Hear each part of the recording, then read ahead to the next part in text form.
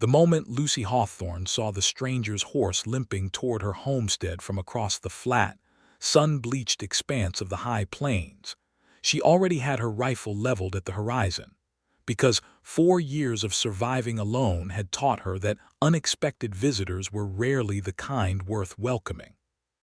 She stood on the porch of the small sod house she had built with her own 2 hands in the summer of 1879, one boot planted on the warped wooden step, the other pressed flat against the packed earth below. The wind came off the grasslands the way it always did in September, warm and relentless, and carrying the smell of dry sage. She watched the rider come. He was upright in the saddle at least, which meant he was not dead or drunk, though in her experience those two conditions were not always distinguishable from a distance. The horse was a bay gelding, and it was favoring its left foreleg with every step.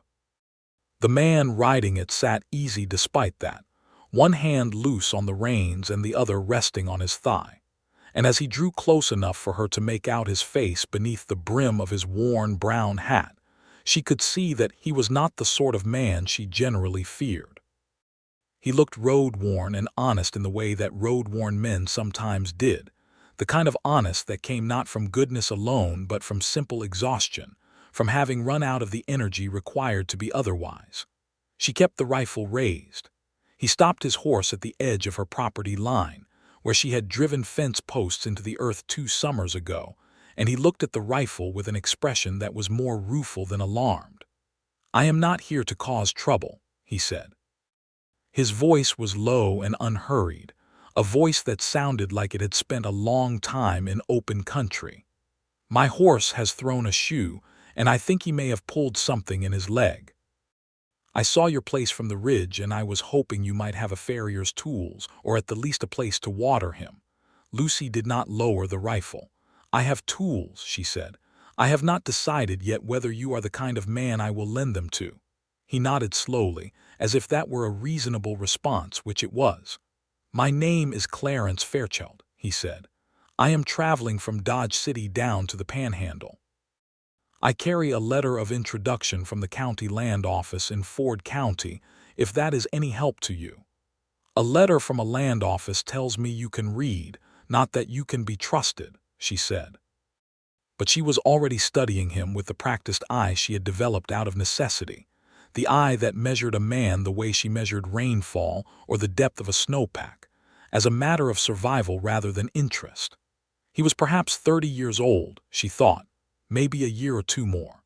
His face was angular and sun-darkened, with a jaw that needed shaving and eyes the color of Winter Creek water, a pale gray-blue that caught the afternoon light with an unsettling clarity. He was not particularly large in the way of men who used their size to intimidate. He was simply present, solidly and quietly there, the way a fence post is there, planted and unmoving and capable of holding a great deal of weight without showing it. "That is fair," he said, responding to her comment about the letter. "I cannot argue with that, I would not want to." Something in the evenness of his tone made her lower the rifle by 2 inches. "Get down from that horse," she said, "but do it slow." He did. He swung off the saddle with the practiced ease of a man who had been riding since before he could properly walk, and he stood holding the gelding's reins with his hands where she could see them. He was taller than she had gauged from a distance, but he held himself without the particular kind of expansion that tall men sometimes used to fill a room or a yard. Lucy Hawthorne came down off her porch. She kept the rifle in the crook of her arm. She walked around the horse first, ignoring the man entirely, running her free hand down the gelding's left foreleg with practiced fingers until she found the place where the muscle had seized. "It is a strain," she said, "not a break. He needs rest and cold compresses for 2 days, maybe 3. "I figured as much," Clarence said. "I pushed him too hard this morning. I was trying to make distance before the storm comes." She looked up at the sky. She had been watching it all morning, reading its language the way she read everything out here in terms of what it would cost her to be wrong. The clouds to the northwest had the yellowish, thick quality that she associated with a hard blow. "Storm will be here by nightfall," she confirmed. You cannot make the next town in that time and not in this direction with a lame horse." "No," he agreed. "I cannot." She looked at him for a long moment. The rifle stayed in the crook of her arm. "There is a small barn," she said. "The horse can stay there. You can sleep in the barn too if you behave yourself, and I will know immediately if you do not." "I will behave myself," he said, without any humor or performance. He said it the way a man says something that is simply true. "See that you do," she said, and turned and walked back toward the barn, and after a moment she heard him following, leading his limping horse behind him. Her name was Lucy Hawthorne, and she had come to this stretch of the Kansas high plains in the spring of 1876, when she was 22 years old and newly widowed. Her husband, Thomas Hawthorne, had been a good man in the way that many men in those years were good, without being particularly strong. He had caught fever in the second winter after they had filed their homestead claim, and by February of that year, the ground had been too frozen to bury him properly, and she had done what needed to be done, and she had kept going. She had kept going because she did not know what else to do, and because the claim was hers as much as his had ever been, and because she had worked too hard building the sod house and breaking the first acres of ground to simply walk away. Her nearest neighbor was a Mennonite family, the Schwarzentrubers, who lived 11 miles to the east, and they had been kind to her in the practical, unsentimental way of their faith, bringing supplies twice that first winter and helping her rebuild the portion of her roof that had collapsed under the snow. She owed them a debt she had been slowly repaying in the years since, in labor, and in the hard red winter wheat she had learned to grow. For years she had been on this land alone. 4 seasons of drought and blizzard and grasshoppers, and loneliness so complete that some mornings it sat on her chest like a physical weight. She had learned to set fence posts and shoe horses and deliver calves and make her own soap and patch her own roof and read the sky for weather with an accuracy that still sometimes surprised her. She had grown into this land the way the grass grew into it, by sending roots down deep and holding on. She was not bitter about any of it, or not primarily bitter. She was competent, which she had come to understand was something far more valuable than bitterness or even happiness on the high plains of Kansas in the latter half of the 19th century. She was 26 years old. She had hair the color of dark honey and eyes the particular shade of brown that looked different in every light, almost amber in the afternoon sun, nearly black by firelight. She was lean and capable-looking in the way of people who do hard physical labor, and she had a quality about her that strangers sometimes mistook for coldness, but which was, in truth, simply the concentrated attention of a woman who could not afford the luxury of not paying attention. She put Clarence Fairchild's horse in the stall beside her own mare, and showed him where the compresses were, and where the water trough stood. Then she left him there and went inside to make supper, because the storm was coming and she had a great deal to do before it arrived. She had expected him to stay in the barn. She had not expected him to knock on the door of the sod house an hour later with an armful of firewood. She opened the door with a wooden spoon still in her hand and looked at the firewood and then at him. "Your woodpile is getting low," he said. "I split what was in the stack and hauled what I could before the light changed. There is more split if you want to fetch it after the storm." She stared at him for a moment. Then she stepped aside and let him in. He stacked the wood beside the stove with efficiency and without comment, and when he was done he straightened and looked at the small, clean interior of the sod house with an expression she could not entirely read, something between respect and something softer. "You built this yourself?" he asked. "My husband and I started it," she said, going back to her cooking. "I finished the back room and the second window after he died." He said nothing to that, which was the correct response. Many men would have said something empty and consoling. He simply nodded and looked at the second window with its carefully fitted frame and moved to the door. "I will be in the barn," he said. "I made enough stew for 2, she said, and her own voice surprised her slightly, the steadiness of it. "If you want to eat at a table instead of a hay bale, I will not stop you." He paused with his hand on the doorframe. "I would like that," he said. "Thank you."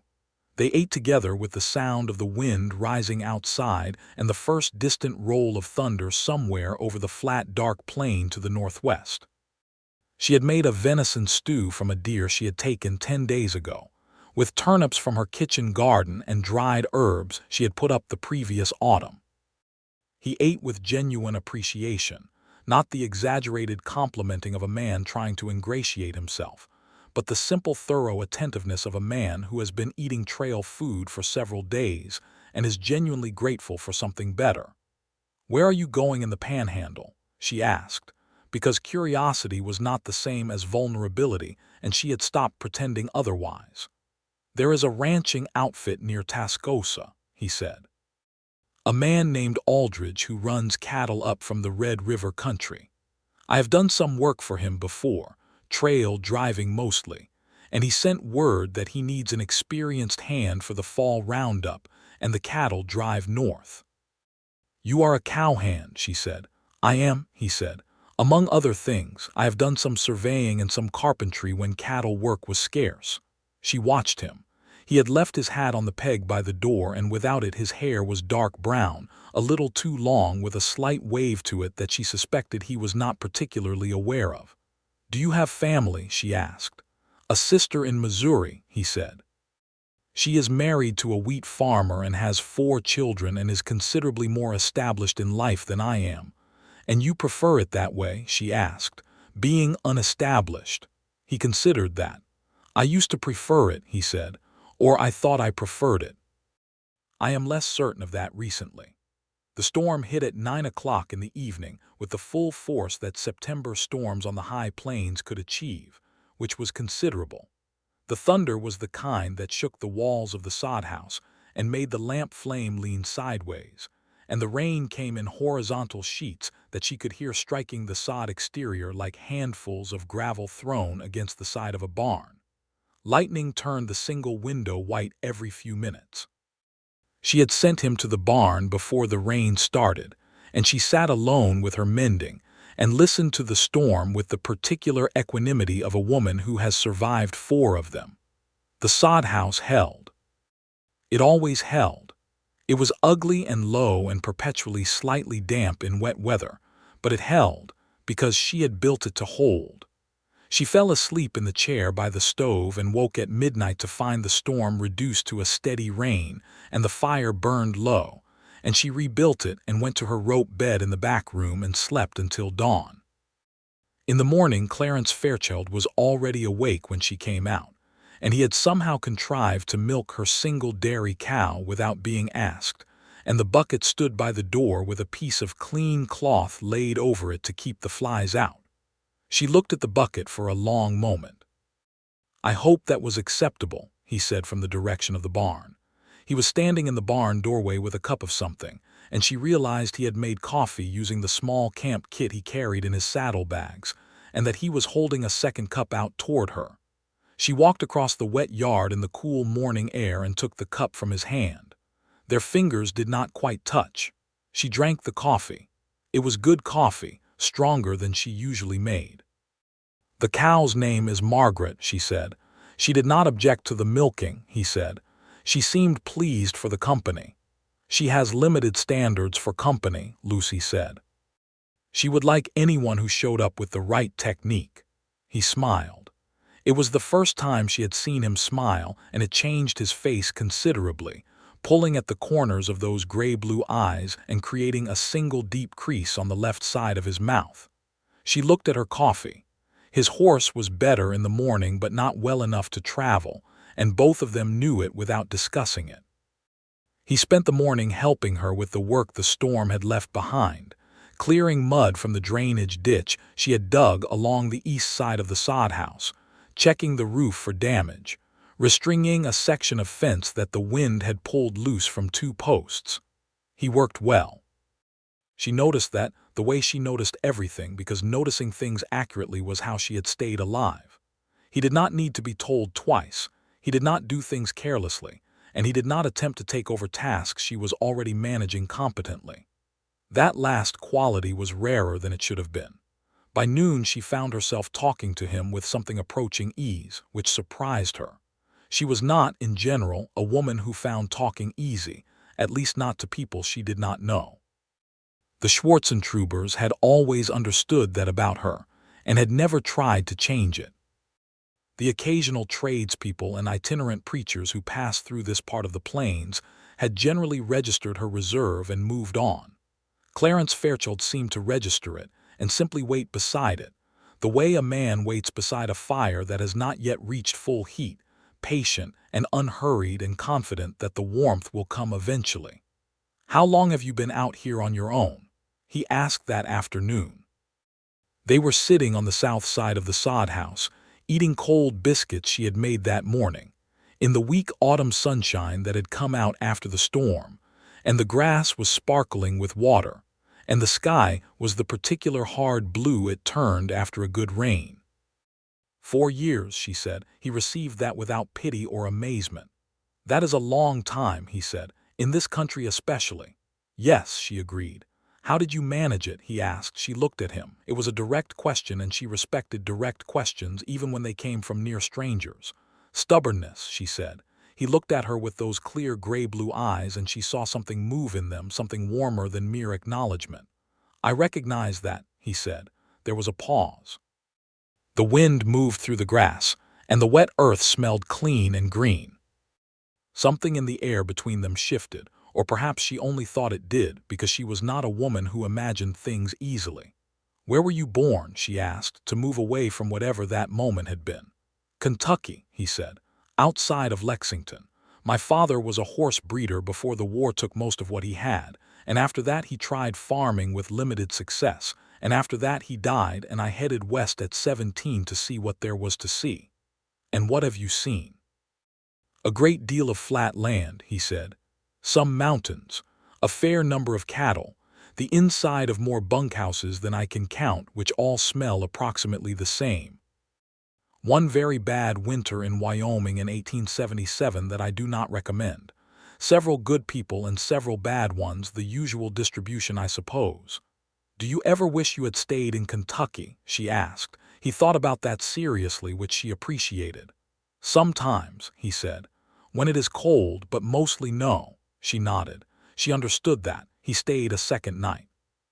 His horse was still tender in the leg, and he would have been a fool to push him.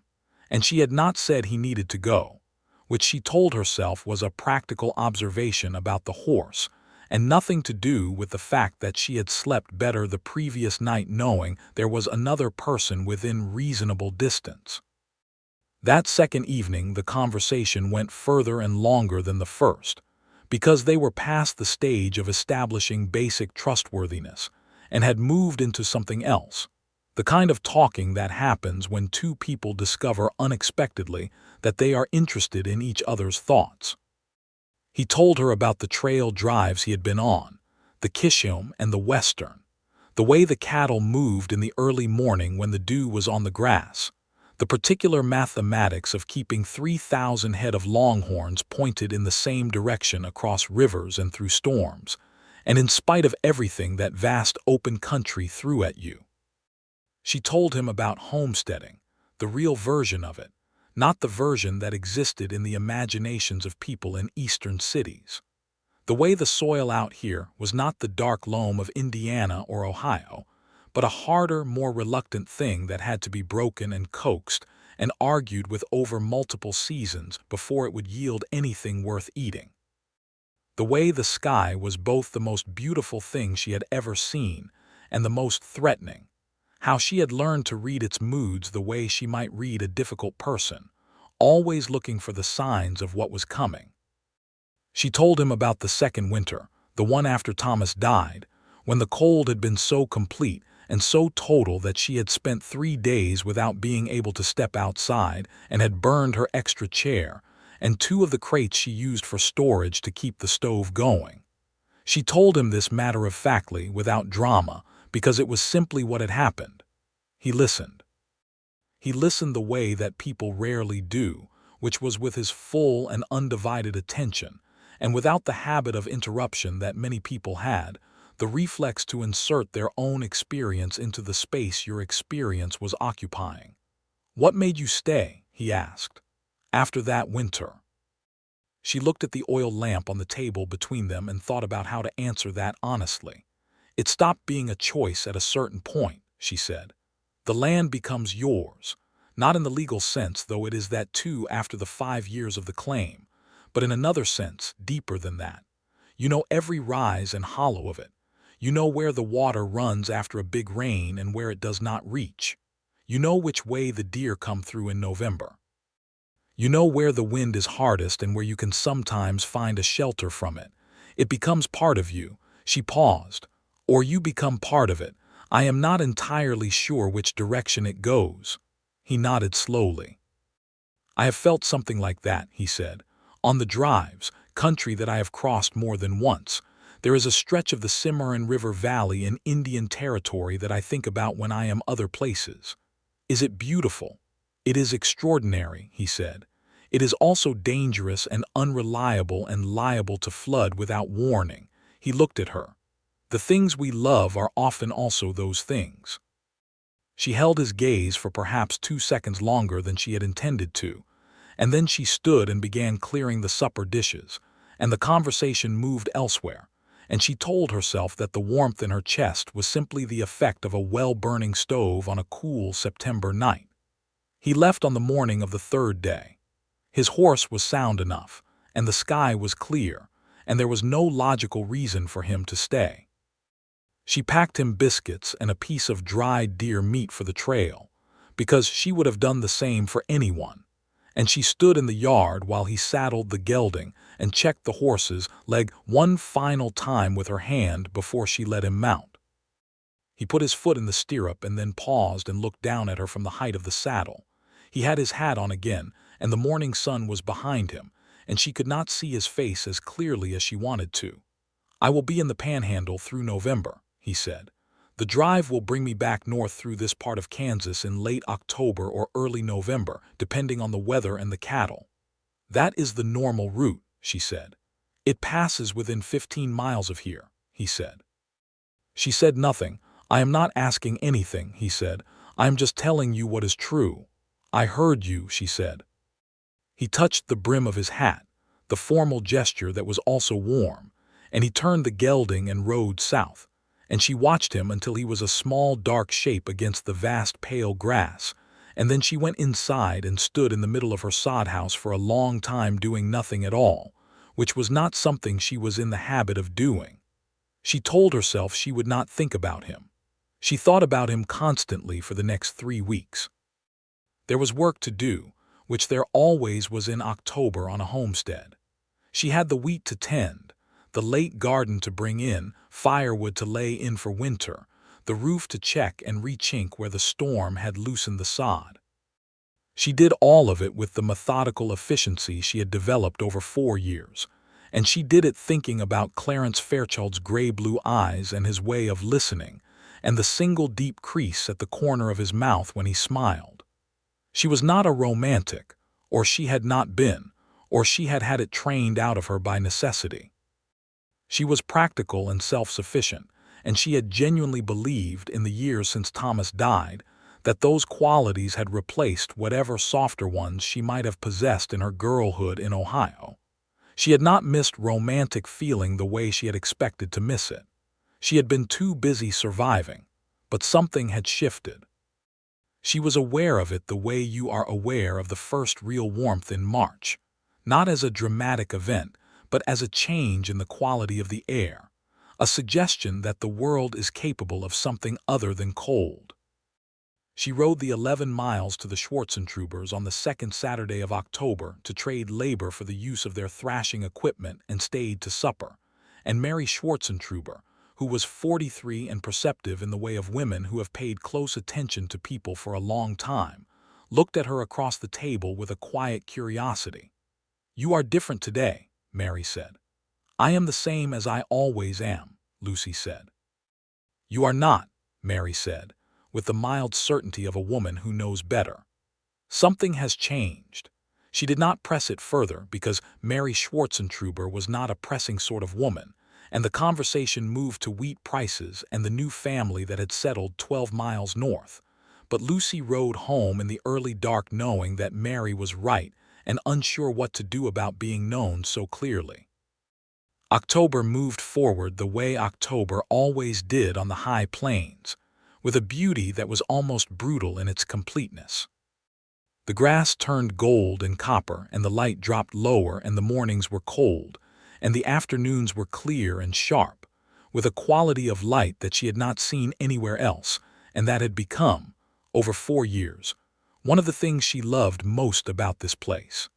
She kept an eye on the southern horizon the way she kept an eye on the weather. She did not go so far as to admit to herself that she was watching for anything in particular. On the 14th of October, she looked up from where she was working on the fence along the south pasture and saw a dust cloud about 4 miles off, moving slowly north. Cattle. She stood and watched it for a while, and eventually she could make out the shape of a small herd, perhaps 100 head, moving with the patient, unhurried progress of well-managed cattle, and there were riders flanking them, 3 or 4 that she could see. She went back to her fence work and told herself she was not holding her breath. An hour later she heard a horse approaching, and she was ready this time, not with the rifle raised but with it close, and she turned to see Clarence Fairchild riding toward her across the pasture on his bay gelding, looking considerably more trail-worn than he had been in September, but with the same quality of ease in the saddle, and something in his face that she recognized as genuine gladness, the kind that a person cannot altogether hide even when they would prefer to. "Miss Hawthorne," he said, stopping the horse a polite distance away. "Mr. Fairchild," she said. "My herd is passing to the east," he said. "I rode ahead to see if you needed anything from town." It was clearly not entirely why he had ridden ahead, and they both knew it, but it was a graceful fiction and she appreciated it. "I have a list," she said, because she did. She always had a list for town. "Then I will take it," he said, "and I wondered if I might ask permission to camp the herd on your south pasture tonight. There is good water there, and I will pay fair grazing rent for the night." She looked at him. "Fair grazing rent," she said. "Whatever you ask," he said. "I will ask for supper company," she said, and was immediately aware that this was the most forward thing she had said to a man in 4 years, and she did not take it back. He looked at her, and that crease appeared at the corner of his mouth. "That seems more than fair," he said. There were 4 hands with the small herd. A quiet older Mexican man named Delgado, who had been working cattle since before Clarence was born. A young Texas boy of perhaps 19 named Pete, who spoke too much and meant well. A compact and silent Comanche man named Walks Quiet, who Clarence clearly trusted completely and spoke to with direct respect. And a 4th man named Cooper, who had a broken nose and an honest face and said almost nothing the entire evening. She made supper for 6. She had the provisions for it barely, and she stretched the venison stew with dried beans and extra broth and made a double batch of biscuits, and they ate outside in the mild October evening with the cattle settled in the south pasture and the horses ground-tied nearby, and the stars coming out one by one overhead. Walks Quiet sat a little apart from the others, and she brought his supper to him separately without making a ceremony of it, and he looked at her with dark, serious eyes and said something in a language she did not know, and she looked at Clarence. "He says the food is good and your land is well tended," Clarence translated. "Tell him I am glad on both counts," she said, and Clarence said something back in what must have been a simplified form of the language, enough to get the meaning across, and Walks Quiet looked at her again with a slight inclination of his head that she understood as acknowledgement. After supper, the hands rolled out their bedrolls near the herd, and she and Clarence sat on the porch in the dark, which was something she had not done with another person in a very long time. "The drive went well?" she asked. "Well enough," he said. "Lost 4 head to a river crossing and had a tense night with some men who wanted to relieve us of the herd near the Canadian River, but Delgado is a better shot than he looks and they decided against it." She processed this with the equanimity of a woman familiar with the unglamorous realities of the West. "No one was hurt on your side. Pete took a graze on his arm," he said. "He was prouder of it than the situation warranted." She almost smiled. "He is young." "He is," Clarence agreed. "He will be less young by spring," They were quiet for a time. The cattle sounds drifted up from the south pasture, that low, constant movement and breathing that she found, against all expectation, companionable. The night was cold and clear, and the Milky Way was a bright smear across the sky from horizon to horizon. "I thought about this place," he said, "when I was on the trail." She did not ask him to clarify what he meant by this place. "I thought about it too," she said, "about having company for a few days." She was being careful with her words, careful in the way she was careful about everything, measuring what she said against what was true and what was safe to say and what was simply too new to know yet. "Just the company?" he asked. He said it quietly, without pressure, in a way that gave her room to answer however she needed to. She looked at the stars. "No," she said, "not just the company." He exhaled slowly. "Good," he said, "because I would have been significantly more embarrassed on my own." That made her laugh, and it was the first real, genuine, unguarded laugh she had produced in longer than she could precisely calculate, and it startled her slightly, the sound of it, how natural it felt. "You are funny," she said in a slightly surprised tone. "Only when I am nervous," he said. "Are you nervous now?" "Considerably," he said. She looked at him in the dark. "Do not be," she said. "I am just a woman on a piece of grassland who makes good stew." "You are not just anything," he said, quietly and without flourish, the way he said everything. She did not answer that, but she did not look away either. The herd moved north in the morning, as herds do, with Delgado and the others moving them out while the sky was still gray and cold. Clarence rode out with them for a mile and then turned back, and she watched him return across the morning grassland and felt something she had no comfortable name for expand in her chest. "I need to ask you something," he said, when he had ridden back and dismounted and was standing in front of her with his hat in his hand, which struck her as an almost unbearably formal gesture. "And I want to ask it properly and not from the back of a horse." "All right," she said. "I will be wintering in Dodge City," he said. "I have enough saved to be comfortable through until spring, and there is work in town through the winter, freighting and carpentry and such. What I want to ask is whether you would permit me to ride out here and call on you, while the weather allows, with your full understanding that my intentions are serious, and that I am not a man who uses that word carelessly." She looked at him for a long moment. The morning light was gold and low, and it lit one side of his face and left the other in shadow, and she thought that she had not expected this. She had not expected any of this. "I need to tell you some things about what calling on me would mean," she said. "Tell me," he said. "It would mean long rides in weather that is not always hospitable," she said. "It would mean a woman who is not what you might call easy company, who has developed habits of self-sufficiency that do not always accommodate another person gracefully. It would mean a piece of land that is difficult and demanding and that I am not willing to leave because I have earned it in ways that cannot be undone. It would mean all of that." He listened. "Those do not sound like warnings to me," he said. "They sound like descriptions." "They are warnings," she said. "I am warning you." "I hear you," he said, "and I am still asking."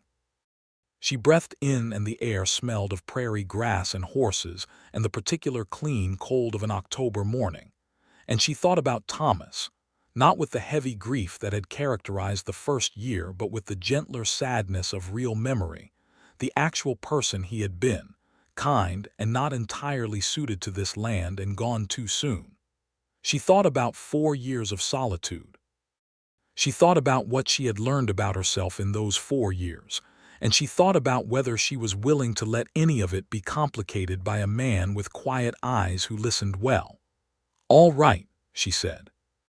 He rode out 3 weeks later and then again 2 weeks after that, and each time the ride was longer as the weather deteriorated, and each time he arrived at her sod house wind-burned and covered in trail dust, and she had supper ready, not because she had planned it that way, but because she always seemed to know when he was coming, which she chose not to examine too closely. They talked for hours on those evenings. She had not known she had so much to say, or that saying it could feel like this, like releasing a pressure that had been building for a long time in a place she had not entirely been aware of. She told him things she had not told anyone, about her childhood in Ohio and her father, who had been a schoolteacher with more idealism than practical sense, and her mother who had made up for it by having more practical sense than anyone Lucy had ever known. She told him about meeting Thomas at a church social, and marrying him at 20, and following him west because he had believed so completely in the promise of the Homestead Act and the life that was supposed to be waiting out here for the willing.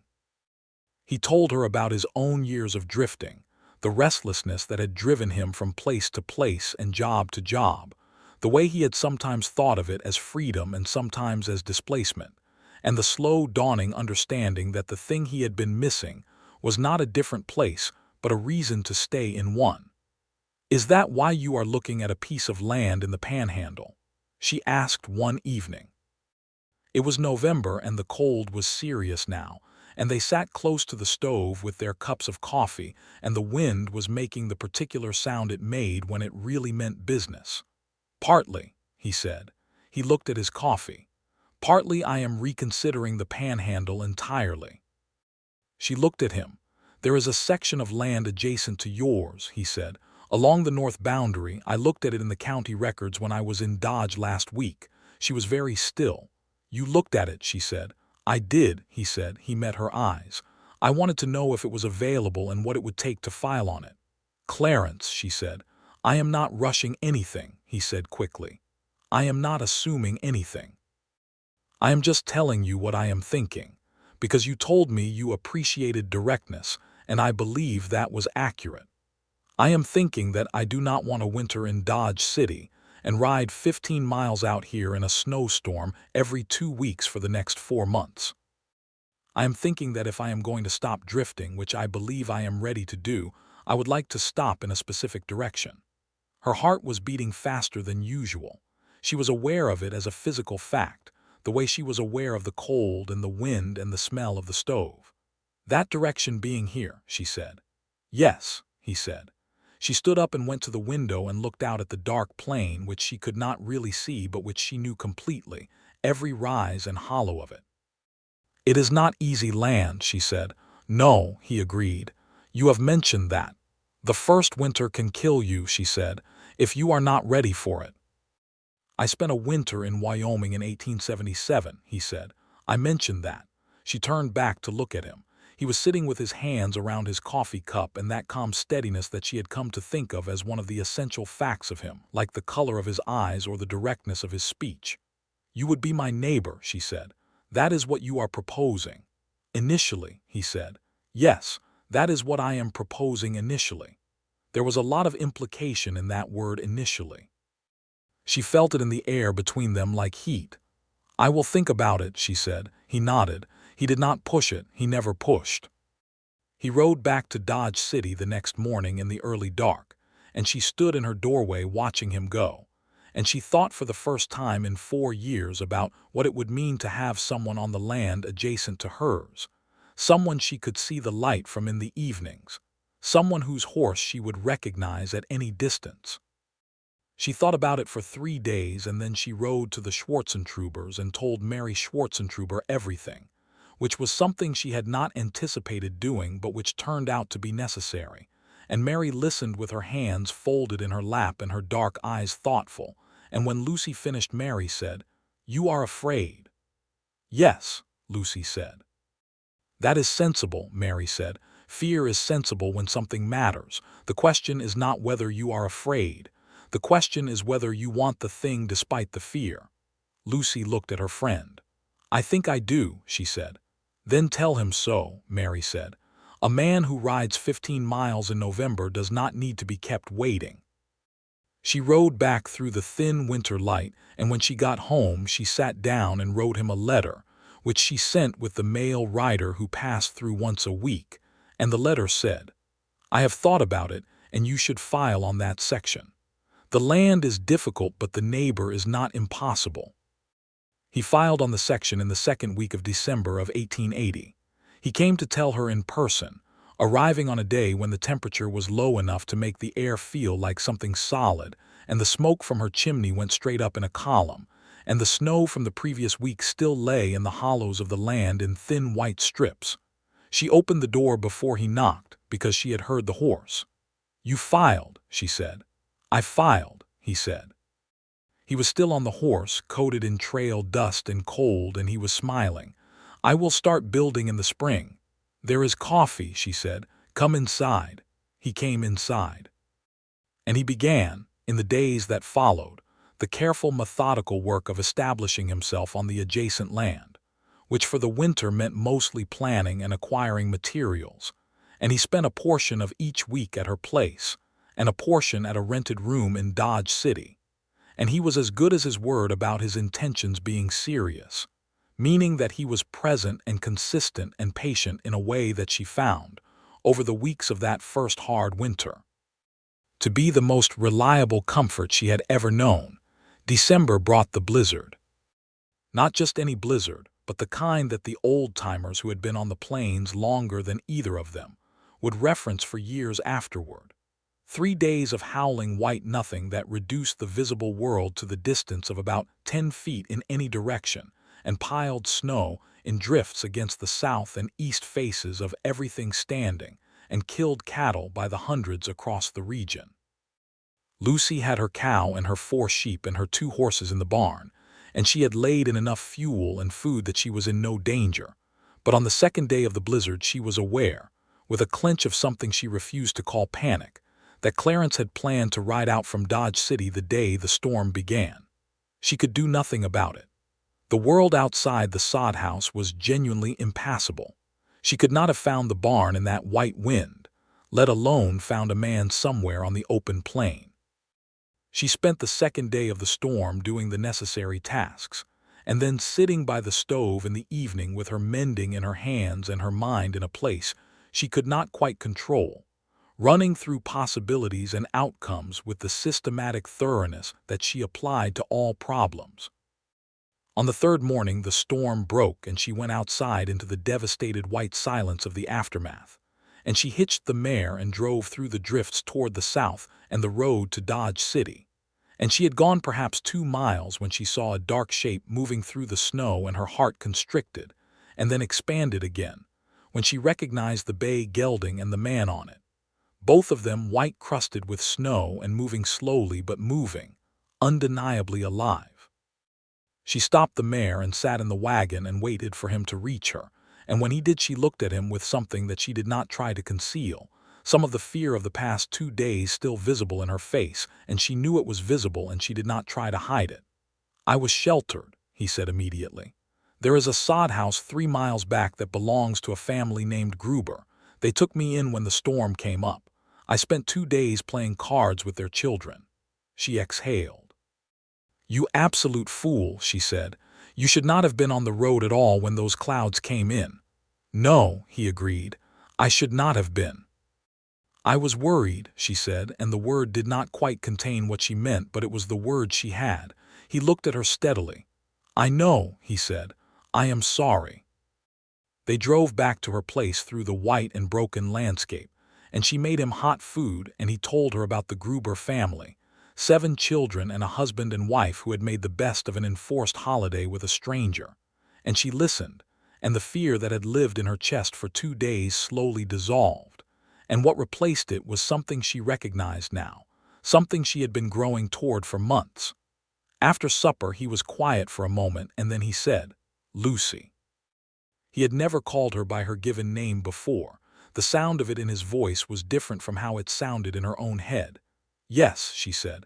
"I do not want to be in a rented room in Dodge City when storms like that come," he said. "I do not want you to be alone here either. I want to be closer than that." He paused. "I want to be here." She looked at her hands on the table. "We have known each other 3 months," she said. "I know," he said. "And I am not unaware that 3 months is not a long time. But I also know what I know about you, and I know that is more than I have known about any person I have ever met, which probably says something about the directness of our conversations." She almost smiled. "It says something," she said. "I am not asking you to decide anything tonight," he said. "I am asking you to consider that I would like, when spring comes, for there to be something more to build than a house." She looked up at him. The lamplight was warm and he was looking at her with that steady clarity, not hiding anything, not performing anything, simply there, the way he always was. "I have been considering it for some time," she said. The winter deepened, and they moved through it with the careful attention that the high plains demanded, and Clarence split his time between Dodge City and her homestead, and built a rough shelter on his claimed section where he could stay when the road between was impassable. And they fell into the rhythms of two people who are learning each other, and what she learned surprised her with its depth and variety. She learned that he read, which she had not expected. He carried 3 books in his saddlebag, and had read each of them multiple times and could quote from them, and did so with a slightly self-conscious air that she found affecting.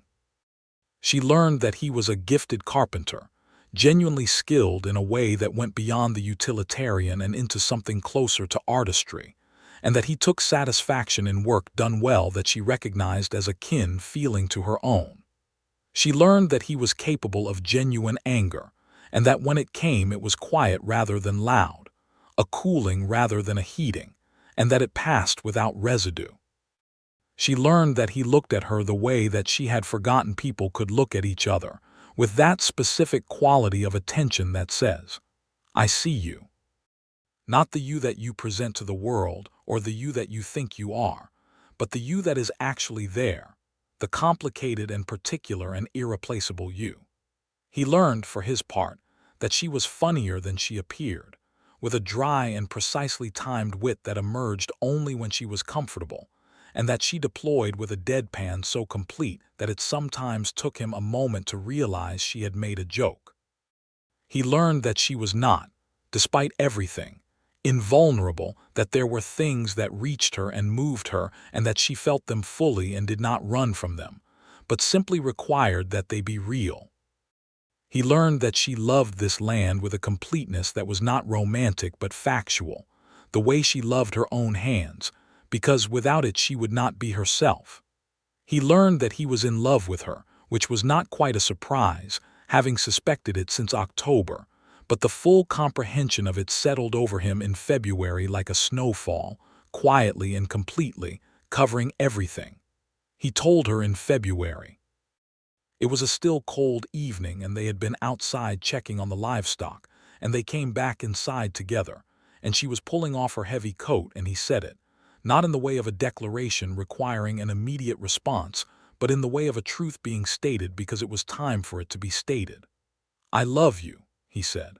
"I want you to know that I know what I am saying and that I have thought about it carefully and that it is true."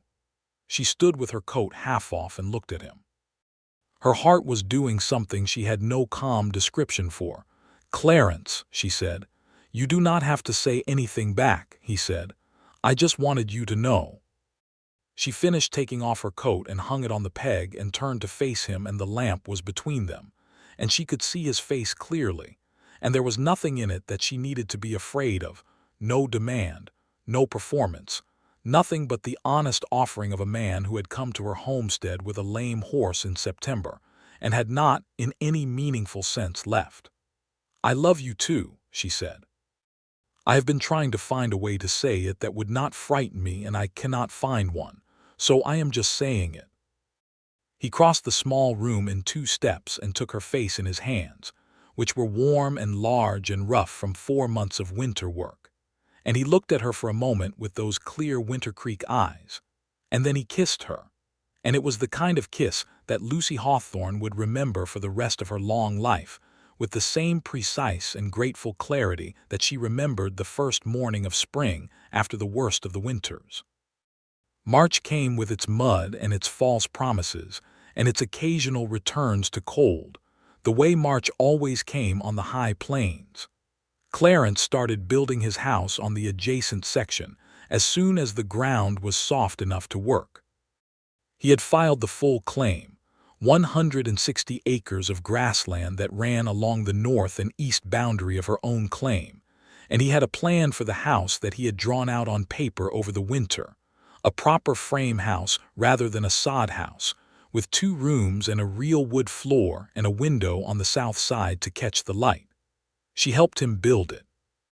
This was not strange between them, because nothing about the way they worked together was strange. It had a naturalness that she had stopped trying to analyze and simply accepted. She could frame a wall and drive a nail, and she knew how to plumb a corner, and she did all of these things, and he did not thank her effusively or make a point of her ability. He simply worked alongside her as an equal, which was the only kind of working she was interested in. The Schwarzentrubers came in April to help raise the walls. Heinrich Schwarzentruber, who was a large, quiet man with enormous hands and a gift for structural work, brought 2 of his grown sons, and they raised the frame in a single long day.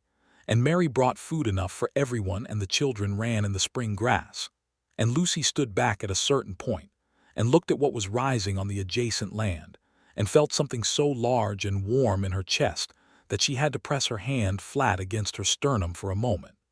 Mary appeared beside her. "Good," Mary said simply. "Yes," Lucy agreed. Clarence came to stand beside her after the Schwarzentrubers had gone, and they looked at the frame together in the late afternoon light, its bones standing clean and straight against the enormous sky. "What do you think?" he asked. "I think you plumb your corners very well," she said. "High praise," he said. "From me, yes," she said. He took her hand. He did it simply and naturally, her hand into his, and they stood like that looking at what was being built, and she thought, This is what the last 4 years were for. Not as punishment or as preparation exactly, but as the necessary making of the person she needed to be, the person who could stand here in this wind on this plain and know her own mind and her own heart, and hold this man's hand without any uncertainty about whether she deserved to. He proposed in May, when the house was nearly finished. He did it on a Sunday morning, which was the nearest either of them came to observing Sunday as a day separate from the others, a sort of general cessation of the most demanding physical work. They were sitting outside in the new warmth of a May morning with their coffee, and the grass was the fresh violent green of early spring, and somewhere nearby, a meadowlark was doing what meadowlarks do with a territory in the morning. He said, "I would like to marry you, Lucy Hawthorne. I would like to spend the rest of my life on this piece of the high plains with you, building something that is ours together and growing whatever it is that we are going to grow. I would like to do that formally and properly and with your full and free consent." She put down her coffee cup.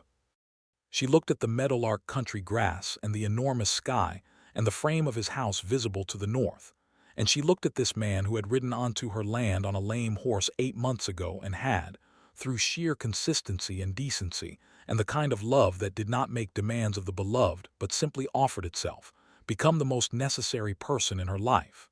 "Yes," she said, "that is what I want too." They were married in June of 1881. The ceremony was held at the Schwarzentruber place, because it was the largest indoor space available within reasonable distance, and Mary Schwarzentruber would have been genuinely hurt to be left out of the organizing of it. It was not a large wedding. There were the Schwarzentrubers, all 9 of them, and a minister from Dodge City whom Clarence had ridden in to fetch the week before, and a handful of neighboring homesteaders who had heard about it through the particular telegraph of the plains, which was the wind and gossip traveling at equivalent speeds. Delgado came. He rode up from the south, having somehow received word, and arrived the day before the wedding with a clean shirt and a bottle of good brandy from somewhere, and greeted Lucy with a formal courtliness that made her understand why Clarence trusted him so completely. Young Pete came too, riding in that morning with his arm no longer in a sling, and his face showing the additional weathering that a season of trail work puts on a young man. He shook Clarence's hand with genuine feeling and told Lucy that the boss had talked about her considerable more than he probably realized on the drive, and Clarence gave Pete a look that Pete accepted with an unrepentant grin. Lucy wore a dress she had made herself from blue wool that she had traded for with the Schwarzentrubers, a real dress, properly constructed, with a collar and cuffs and buttons down the front, because she was a woman who did things properly when she chose to do them.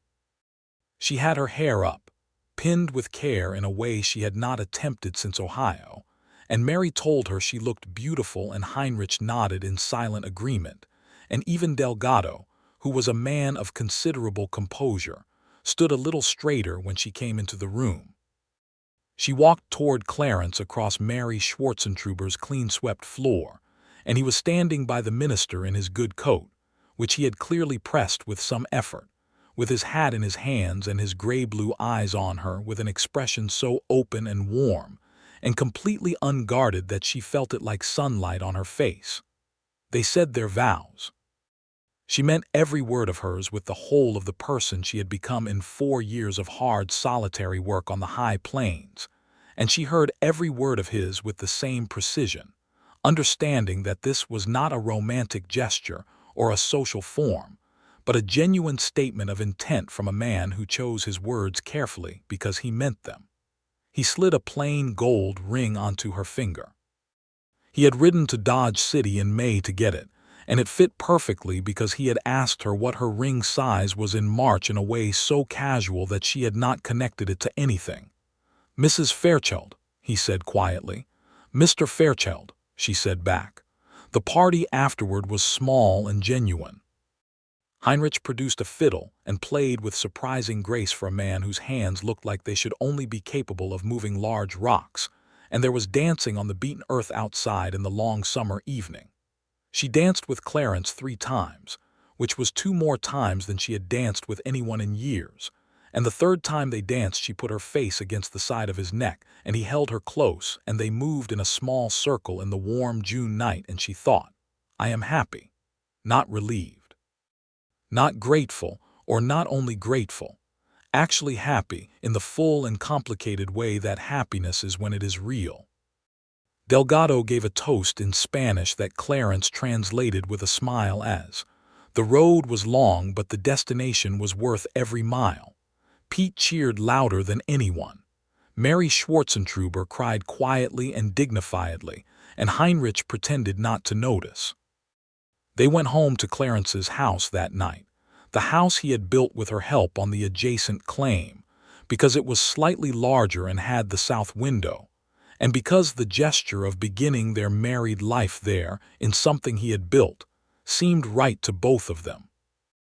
They had decided between themselves that they would work both claims together and build between them in the years ahead, because the 2 adjacent sections of land, 320 acres in total, were the beginning of something real. The first year of their marriage was neither easy nor particularly hard, relative to what they had both already known. There were bad weeks and good ones. There were arguments, because 2 strong-willed, self-sufficient people do not simply merge without friction, and they had to learn each other's edges and find the places where they fit and the places where they had to consciously make room. They learned it. They both wanted to learn it enough to do the work. The summer of 1881 was dry, and the winter that followed was severe, though not as severe as the blizzard of December 1880. They were together for all of it, and she discovered that being with someone through difficulty was not the same as being protected from difficulty. It was something different, and in many ways better. It was the sense that the weight of the world was being shared rather than borne alone, which made the carrying of it something other than suffering. She was pregnant by the spring of 1882. She was aware of it before she told him, in the way that a woman who knows her own body with the precision of a person who has had to rely on it completely tends to be aware of such things.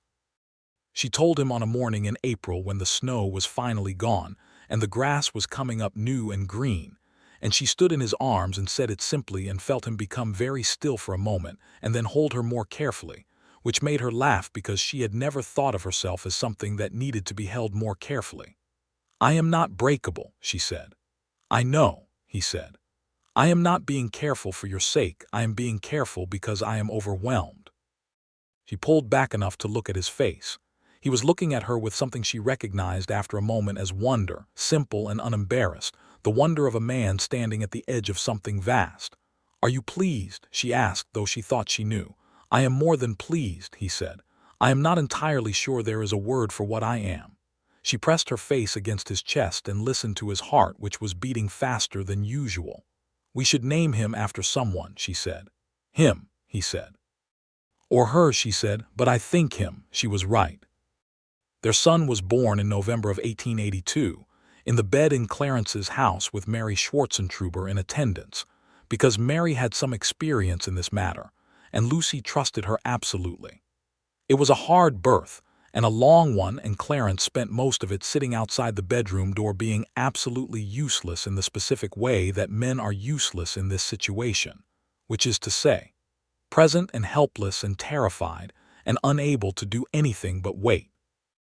When Mary finally opened the door and told him he could come in, he came in and found Lucy exhausted and proud, and holding a very new and very loud person with dark hair and a furious expression.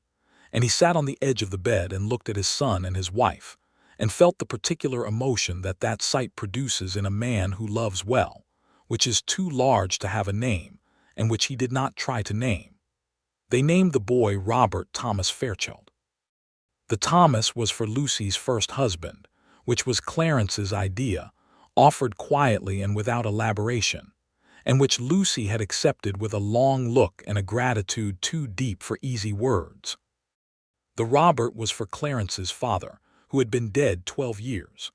Robert Thomas Fairchild turned out to be a remarkably determined child, which surprised no one who knew his parents. In the years that followed, Clarence worked the land with the seriousness and skill of a man who has found his ground and knows it. He expanded the cattle operation slowly and carefully, starting with a small herd that he purchased with the savings from his trail-driving years, and building it over time with the patient attention that the country required. He was good at this in ways that went beyond mere competence. He seemed to understand cattle and land together as a system, the way Lucy understood weather and soil, and the adjacent claims under their joint management began to produce in ways that were genuine and sustaining. She kept her wheat.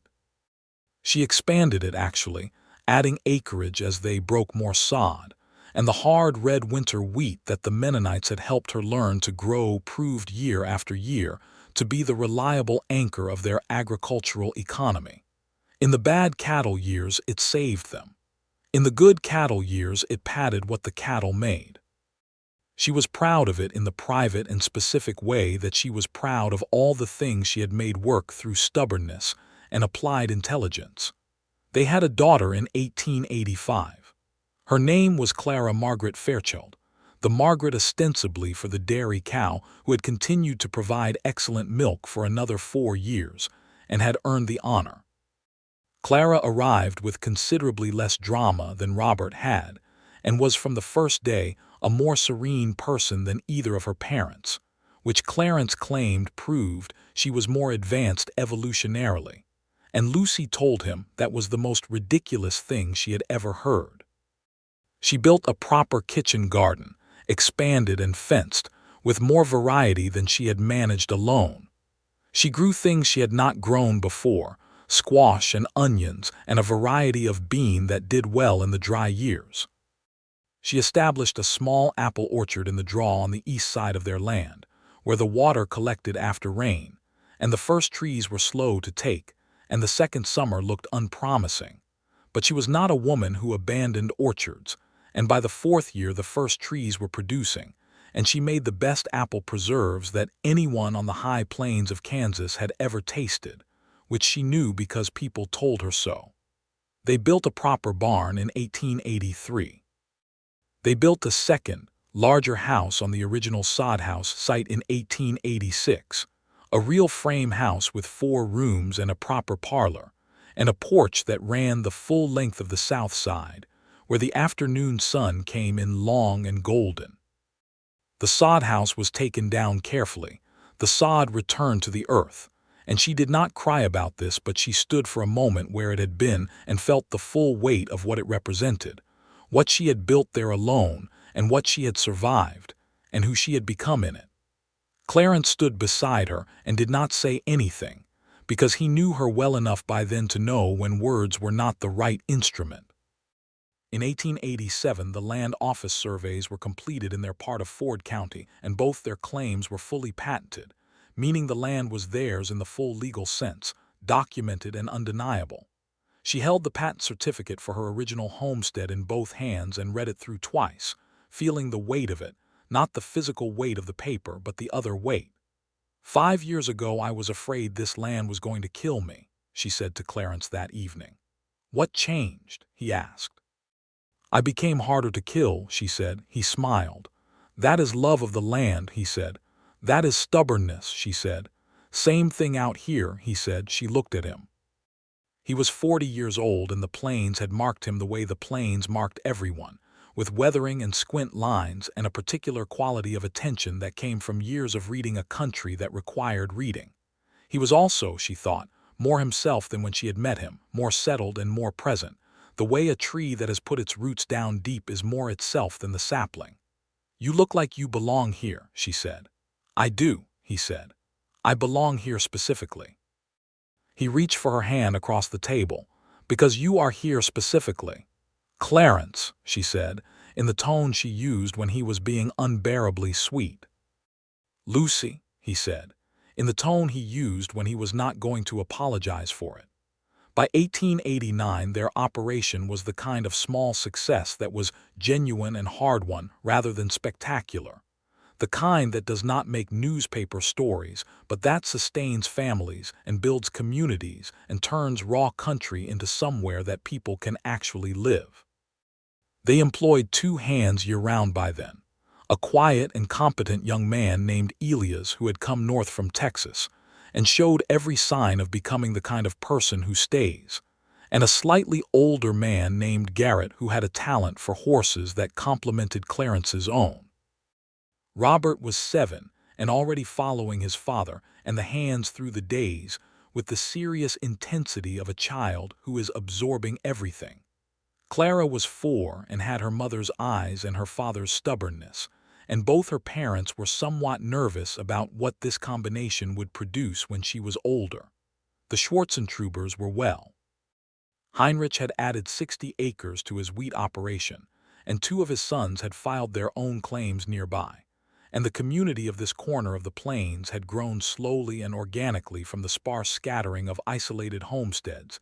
It had been when Lucy arrived in 1876 to something that was beginning to resemble, in the loosest possible sense, a neighborhood. A school had been established 12 miles north. The mail came twice a week now instead of once.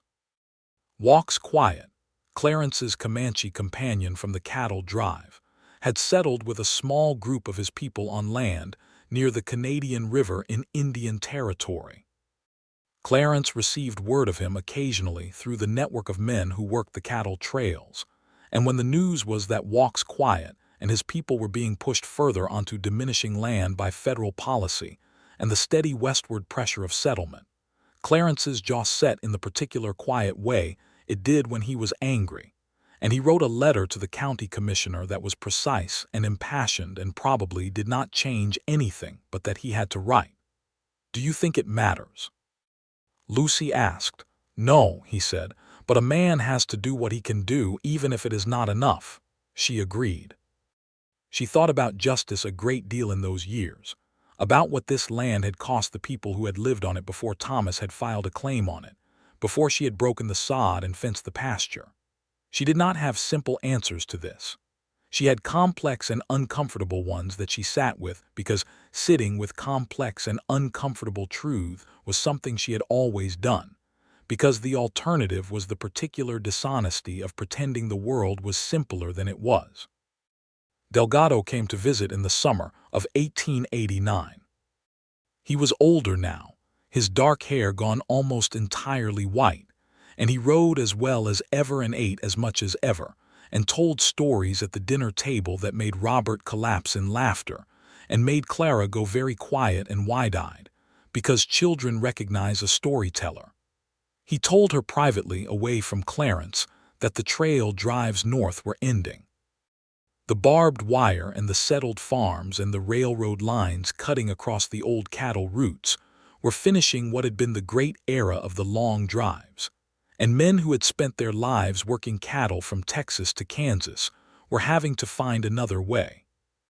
Was thinking of settling near San Antonio, he said, where a cousin had a small ranching operation. He said it with the equanimity of a man who has made peace with the changing of things. "You will be all right?" she asked. He smiled. "I am always all right," he said. "Some of us are built that way." He looked at her with affectionate directness. "You are built that way too, Mrs. Fairchild." "Lucy," she said. "Lucy," he agreed. "Clarence is a fortunate man." "He knows it," she said. "And you?" Delgado asked. She looked across the yard to where Clarence was showing Robert how to properly coil a rope. The man crouched down to the child's level, patient and attentive, the late sun on both their dark heads. "I am extraordinarily fortunate," she said. "I did not always expect to be." "The unexpected is sometimes the best kind," Delgado said. He rode south 2 days later. She watched him go with genuine affection and a kind of gratitude, because he had been part of the story without being aware of it, one of the presences that had connected her and Clarence across the distances of that first autumn. In 1891, they had a second son. They named him Samuel James Fairchild, and he arrived in March with a surprising quantity of red hair that he had clearly gotten from somewhere in his father's Kentucky bloodline, and which Clarence claimed absolute ignorance of, and Lucy did not entirely believe. Samuel was from the beginning a different kind of person than his siblings, louder and more immediately social, with the gift of charm that some people come into the world possessing already fully formed.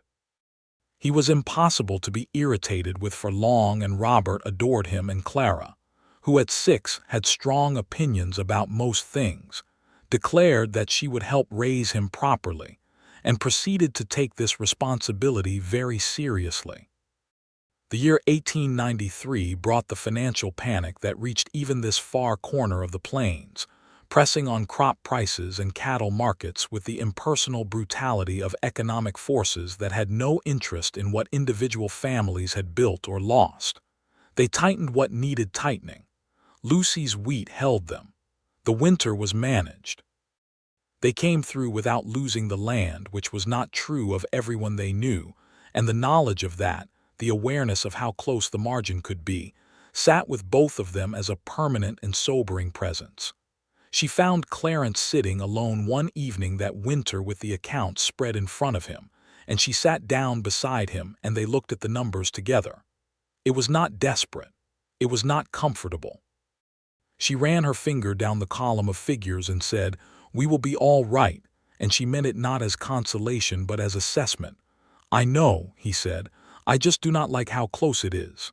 "The land is ours," she said. "That does not change." He looked at her. "No," he said. "That does not change." He put his arm around her and she leaned against him, and they sat in the warm kitchen of the house they had built while the winter wind did its work outside. And she thought about all the things that had not changed, the solid and permanent things, the land and the work and the 3 children asleep in the back rooms and this man who had come to her on a lame horse in September 15 years ago, and she thought, "It is enough. It is more than enough. It is the whole of a good life." By 1895, the worst of the economic pressure had eased, and the land was producing well again, and Robert was 12 and riding with his father and Elias in a way that was already more help than performance. He had his mother's intensity of attention and his father's patience, which was a combination that made Clarence say privately to Lucy that the boy was going to be formidable, and Lucy said she had noticed, and they exchanged the particular look of parents who are slightly awed by what they have produced. Clara at 10 was studying at the school 12 miles north with a seriousness that the teacher, a young woman from Missouri named Miss Pratt who had more backbone than her appearance suggested, told Lucy at the quarterly parents' meeting was exceptional. "She will need more than I can give her before long," Miss Pratt said. "She will find what she needs," Lucy said. "She is that kind of person." She thought about her own education, the schoolroom in Ohio, her father at the chalkboard. She thought about the education she had given herself in 4 years alone on the high plains, which was a different kind of education, but not a lesser one. She thought about what Clara would build with hers, the particular and irreplaceable life that was already forming itself in that serious 10-year-old with her mother's eyes and her father's crease at the corner of her mouth when she was about to be right about something. Samuel at 4 was learning to ride and was largely undeterred by falling off. Clarence called this resilience. Lucy called it the Fairchild stubbornness manifesting early. Clarence said that description applied equally well to the Hawthorne side. She told him he was probably correct. The plains in those middle years of the decade were beautiful in the way she had always found them beautiful, in the way that only reveals itself to people who have stayed long enough to learn its language. The vast sky and the long grass and the light that changed everything at every hour of the day, the meadowlarks in spring and the hawk country in autumn, and the extraordinary silence of a clear, cold night when the stars seemed close enough to require a coat. She loved it. She had always loved it. The love had grown more specific over the years, more rooted, more textured with knowledge and memory, but it had been there since the beginning, she thought, underneath the necessity and the struggle and the loneliness. The love had been the reason she stayed when the reasons against staying were objectively substantial. Love of land is not romantic, or not only romantic. It is the love of belonging to a particular place, of being made by it and making it, of the mutual shaping that happens when a person decides that this piece of the earth is theirs and they are its. She walked out one evening in late September, 30 years almost to the month from when she had first arrived on this land, and she stood in the long grass of the south pasture in the warm autumn light, and she could see the smoke from the kitchen chimney and hear, faintly, the sounds of the house, Clarence's voice and Robert's, and the higher sound of Clara reading aloud to Samuel, who liked to be read to in the evenings. She stood there for a long time and breathed in the smell of the grass and the faint cool beginning of the coming season, and felt the full weight of what this place was, what it had been, and what it had made her, and what it had given her in the end. Clarence found her there. He came out without a coat in the cooling evening and stood beside her and looked where she was looking at the sky going amber and deep rose in the west. "Supper will be cold," he said. "It will be fine cold," she said. He put his hand on the small of her back. "What are you thinking about?" She considered the question honestly, the way she considered everything. "I am thinking about how different everything looks when you have enough of it," she said. "Time, distance, perspective." "What does it look like?" he asked. "Good," she said. "It looks very good, Clarence." He kissed her temple just there, in the warmth of the fading afternoon, and she leaned into him a little, and they stood together in the September grass, while the light changed, and the house waited, and the 3 children inside made the particular sounds of children who are safe and fed and home.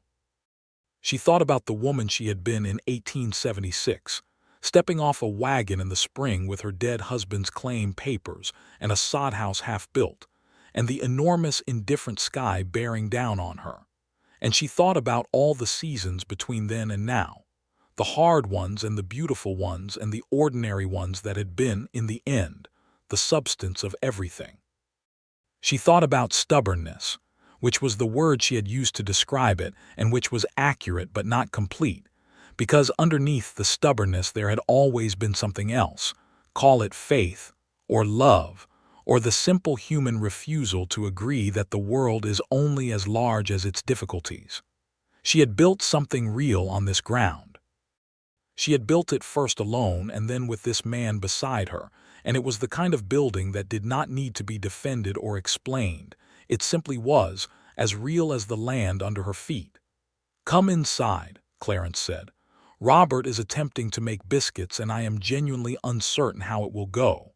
She laughed. She took his hand.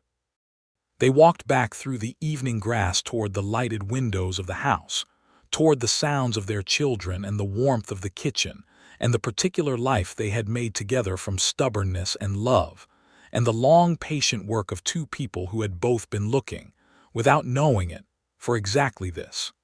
The years settled around them like good weather. Robert grew into the land the way his mother had grown into it, with roots and intention. And by the time he was 20, He was his father's full partner in the cattle operation, and spoke about the adjacent claims with the proprietary love of a person for whom a place has always been home rather than chosen. He courted the eldest daughter of the Schwarzentruber boy who had built his own claim 12 miles east, a capable and warm young woman named Hannah who met Lucy's careful examination with a directness that Lucy respected immediately. Clara went to normal school in Topeka at 17, with a scholarship earned on the strength of her examination scores, and came back 2 years later as a licensed teacher, and took the position at the school 12 miles north that Miss Pratt had vacated when she married and moved to Wichita. She taught with her mother's precision and her father's patience and her own considerable native intelligence, and within 2 years, the school board was competing with neighboring counties to keep her. Samuel grew up loud and warm and sociable, and became the kind of young man that everyone liked immediately, and who underneath the charm was thoroughly solid, which Clarence attributed to his mother's influence, and Lucy attributed to no one in particular, because she thought character came from the person themselves, from the choosing of it over time. Robert married Hannah Schwarzentruber in the spring of 1902, and they built a house on the northern portion of the combined Fairchild land, because there was room, and because this was the kind of country where family tended to consolidate rather than scatter when it was working right. Clarence and Lucy attended the wedding together on a May morning with the grass new and green and the sky doing its best work, and she sat beside her husband in the simple church that the community had built 6 years earlier, and watched her son marry his chosen person with the quiet specific joy of a parent watching a child step into their own life. She took Clarence's hand during the ceremony. He squeezed hers back without looking at her, because they were at the point of their marriage, 21 years of it by then, where many things were communicated without the need for looking.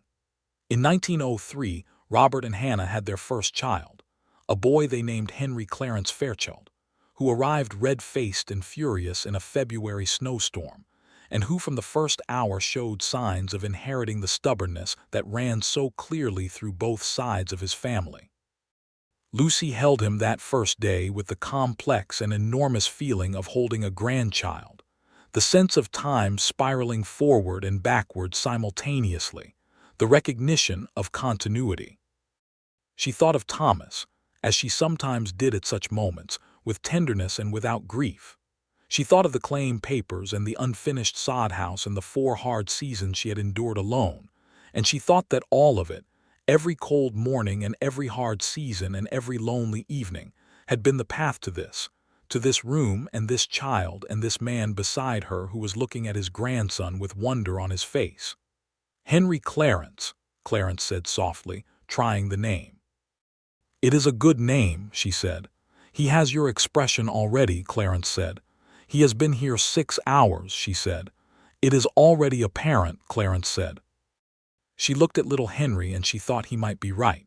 She hoped so. She would not have minded at all. The land held them all. That was what she thought in those later years, what she had come to understand as the deepest truth of the life she had built. The land held people if they were willing to hold it back, if they were willing to learn its language and work its terms and love it honestly rather than romantically. She had done all of these things, first out of necessity and then out of genuine and rooted devotion, and the land had given back what it gave to those who stayed. Not easy abundance, not the promise of the homestead brochures, but the real thing, the actual thing, which was a place that was entirely and permanently yours, marked by your work and marking you in return, holding the graves of those you had loved and the futures of those who would come after. She stood on the porch of the house on an October evening in 1904, the same month, the same light, the same cool smell of approaching season that had been there that September 15 years ago when a man had ridden up on a lame horse from the south. The grass was gold and the sky was enormous, and the smoke from 2 chimneys, hers and Robert's, rose in the still air.